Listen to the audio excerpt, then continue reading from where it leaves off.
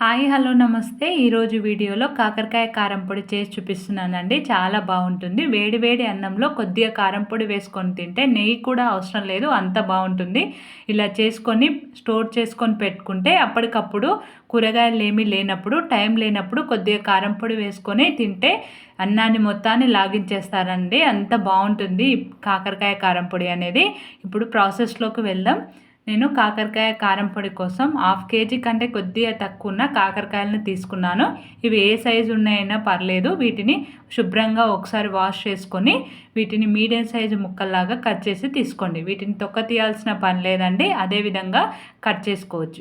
గింజలతో సహా వీటిని కట్ చేసి తీసుకోండి. అన్నీ మీడియం సైజు వచ్చేలాగా కట్ చేసుకోండి.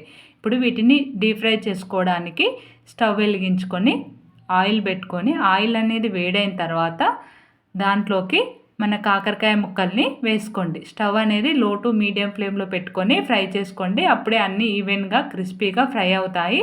హై ఫ్లేమ్లో పెట్టుకుంటే కలర్ అనేది వస్తుంది, కానీ ముక్క అనేది మెత్తగా ఉండి చేదు అనేది ఉంటుంది. కాబట్టి లో టు మీడియం ఫ్లేమ్లో పెట్టుకొని ఈ విధంగా మంచి కలర్ వచ్చేంత వరకు వీటిని ఫ్రై చేసుకోండి.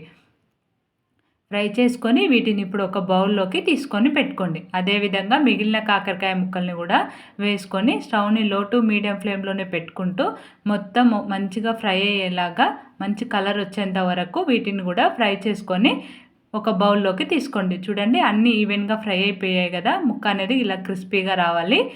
ఇప్పుడు దీంట్లోకి మనం 1/2 కప్పు పల్లీలను అదే ఆయిల్లో డీప్ ఫ్రై చేసుకోవాలండి. ఇవి 2 నిమిషాలు ఫ్రై చేసుకోండి. ఇవి 2 నిమిషాలు ఫ్రై అయ్యాక వీటిని కూడా ఒక బౌల్లోకి తీసుకోండి.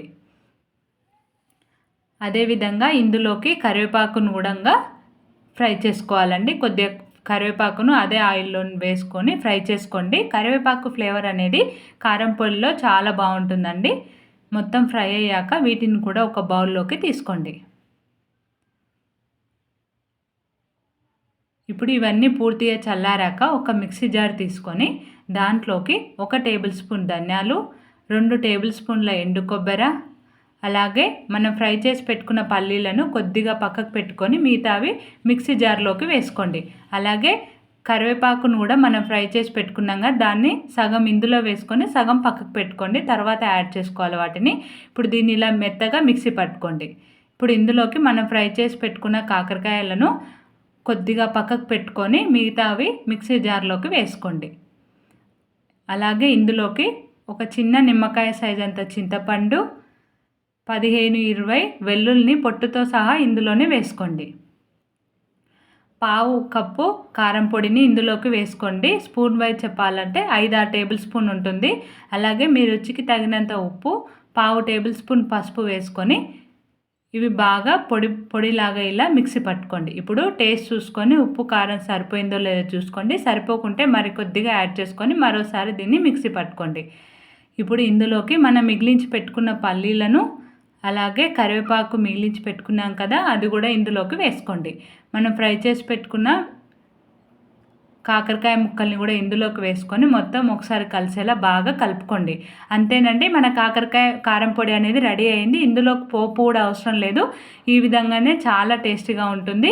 దీన్ని 2 నెలల వరకు నిల్వ చేసి పెట్టుకోవచ్చు అండి. ఫ్రిడ్జ్లో పెడితే 4 నెలల వరకు నిల్వ ఉంటుంది. అంత బాగుంటుంది.